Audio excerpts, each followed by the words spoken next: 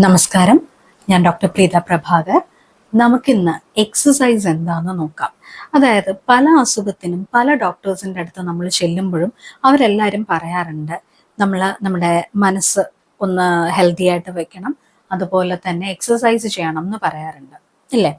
അപ്പോൾ എന്തുകൊണ്ടായിരിക്കും മിക്ക അസുഖങ്ങൾക്കും ഈ എക്സസൈസ് ഒരു ഇമ്പോർട്ടൻ്റ് ആയിട്ട് പറയുന്നത്?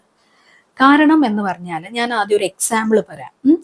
നമുക്ക് വർഷങ്ങളായിട്ട് തുറക്കാതെ കിടക്കുന്ന ഒരു ജനല് നമ്മൾ പെട്ടെന്ന് പോയി തുറന്നാൽ എന്തായിരിക്കും സംഭവിക്കുക? ഒന്നുമല്ലെങ്കിൽ ഭയങ്കര ശബ്ദം കേൾക്കും, ഇല്ലേ? അത് തുറക്കുമ്പോഴത്തേക്ക് ഒരു ശബ്ദം കേൾക്കും. മാത്രമല്ലെങ്കിൽ ചിലപ്പോൾ തുറക്കാൻ ഭയങ്കരമായിട്ട് നമ്മൾ ബുദ്ധിമുട്ടേണ്ടി വരും. അതും അല്ലെങ്കിൽ എന്തായിരിക്കും, തുറക്കുമ്പോൾ തന്നെ ശക്തമായിട്ട് തുറക്കുമ്പോൾ തന്നെ അത് പൊളിഞ്ഞ് നമ്മുടെ കയ്യിലോട്ട് വരാനും സാധ്യതയുണ്ട്, അല്ലേ? അപ്പോൾ ഇതേ സംഭവം തന്നെയാണ് നമ്മുടെ ശരീരത്തിനകത്തെ ജോയിൻസുകൾക്കും സംഭവിക്കുന്നത്. നമ്മൾ അധികം ഉപയോഗിക്കാതിരിക്കുന്ന സംഭവങ്ങൾ അല്ലെങ്കിൽ ആ മൂവ്മെന്റ്സ് എന്തെങ്കിലും പെട്ടെന്ന് നമ്മൾ എടുക്കുമ്പോഴത്തേക്ക് എന്ത് സംഭവിക്കും? അവിടെ സ്ട്രെയിനോ അല്ലെങ്കിൽ ഈ പറയുന്ന പോലെ എന്തെങ്കിലും ചെറിയൊരു ടിയറോ അതും അല്ലെങ്കിൽ ചെറിയ ക്രിപ്പിറ്റസോ പ്രശ്നങ്ങളോ എന്തെങ്കിലും ഉണ്ടാവാനുള്ള സാധ്യത കൂടുതലാണ്.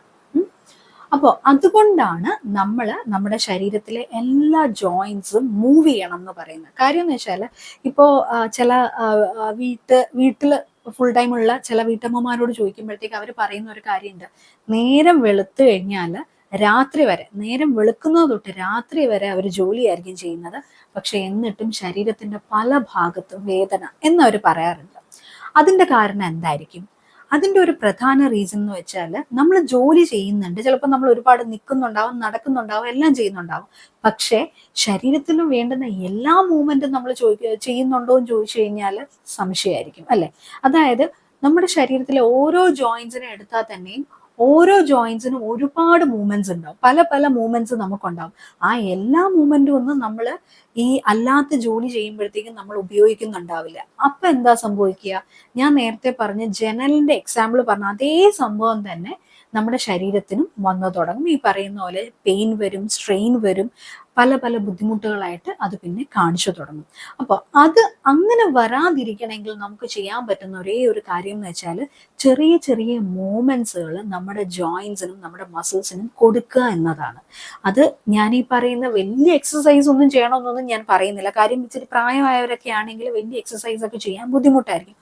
പക്ഷേ പതിയെ പതിയെ ചെറിയ ചെറിയ എക്സസൈസുകളിൽ തുടങ്ങി എല്ലാ മൂവ്മെന്റ്സും ഒന്ന് കൊടുക്കുക. അതായത് നമ്മുടെ ഒരു ജോയിന്റിന് തന്നെ എന്തൊക്കെ മൂവ്മെന്റ്സ് പോസിബിൾ ആണോ ആ ഒരു എക്സസൈസ് എല്ലാം നമ്മൾ കൊടുക്കുവാൻ ശ്രദ്ധിക്കുക.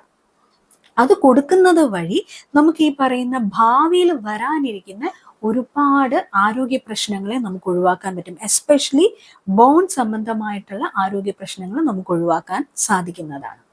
പിന്നെ ഈ എക്സസൈസ് ചെയ്യുമ്പോൾ ഇപ്പോൾ നമ്മുടെ ഈ ജിമ്മൊക്കെ ഇപ്പോൾ ഒരുപാട് ഫിറ്റ്നസ് സെന്റേഴ്സ് കൂടി വരുന്നുണ്ട്, അല്ലേ?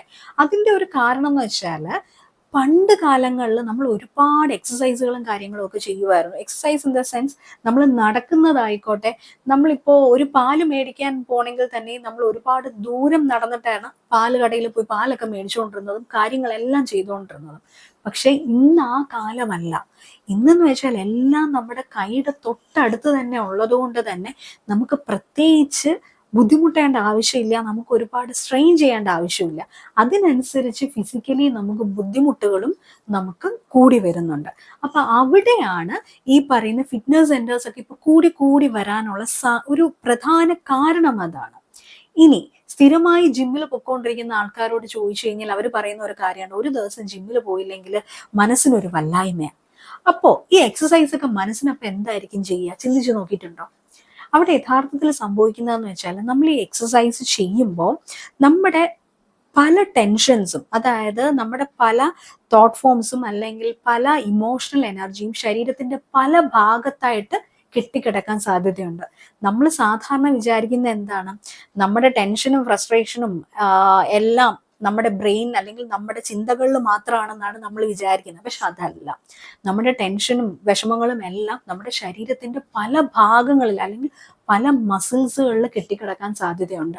പ്രോപ്പറായിട്ടുള്ള എക്സസൈസ് ചെയ്യുക വഴി മാത്രമേ നമുക്ക് ഈ പറയുന്ന പെൻറ്റപ്പ് എനർജീസും അല്ലെങ്കിൽ ഡിസീസ് എനർജി ഇതിനെല്ലാം നമുക്ക് ഫ്ലഷ് ചെയ്ത് പുറത്തോട്ട് കളയാൻ സാധിക്കത്തുള്ളൂ.